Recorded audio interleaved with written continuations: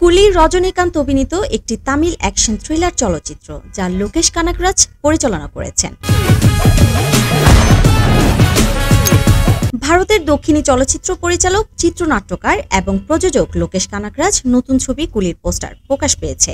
জানা গেছে ভারতের জনপ্রিয় তারকা রজনীকান্ত থাকছেন এই ছবিতে। কুলি একটি বড় বাজেটের ছবি, তবে সঠিক বাজেটের তথ্য বর্তমানে এখনো পর্যন্ত জানা যায়নি। তবে আরো চমক নিয়ে হাজির হবেন লোকেশ। বিশাল বাজেটের এই ছবির পোস্টার এরই মধ্যে ভাইরাল হয়েছে। এক্স পোস্টের নির্মাতা লোকেশ লিখেছেন, কুলি সিনেমায় থাকছেন সুপারস্টার রজনীকান্ত স্যার। এই পোস্টে রজনীকান্তকে ধন্যবাদ জানিয়েছেন নির্মাতারা।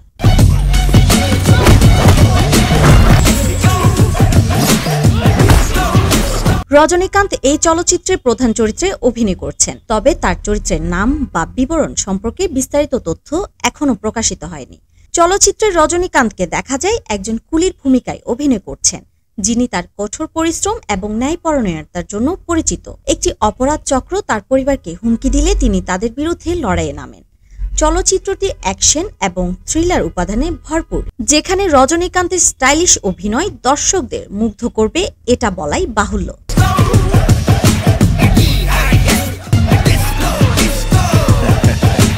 কুলি চলচ্চিত্রের ট্রিজার ইতিমধ্যে প্রকাশিত হয়েছে, যা দর্শকদের মধ্যে উত্তেজনা বাড়িয়েছে। চলচ্চিত্রটি 2025 সালের মে মাসে মুক্তির পরিকল্পনা করা হয়েছে। তাছাড়া আরও একটি পোস্টের মাধ্যমে জানা গেছে এই ছবিতে আরও অভিনয় করছেন নাগার্জুন, শ্রুতি হাসান এবং শোভিন সাহিব। নাগার্জুনের 69তম জন্মদিনে নির্মাতারা ফিল্ম থেকে তার অফিসিয়াল পোস্টার শেয়ার করেছেন এবং তারা তার চরিত্রের পরিচয় দিয়ে লিখেছেন, কিং নাগার্জুন স্যারকে সাইমন চরিত্রে কুলি কাস্টে যোগ দিতে পেরেছি।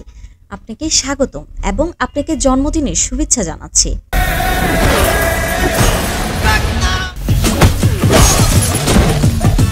শ্রুতি হাসান অভিনয় করবেন প্রীতি চরিত্রে। তাছাড়া আরও কিছু চমক এখনো বাকবন্দি করে রেখেছেন নির্মাতা। রজনীকান্তকে শেষ দেখা গিয়েছিলেন লাল সালামে, তার কন্যা ঐশ্বরিয়া রজনীকান্ত পরিচালিত, যেখানে তিনি একটি ছোট চরিত্রে ছিলেন।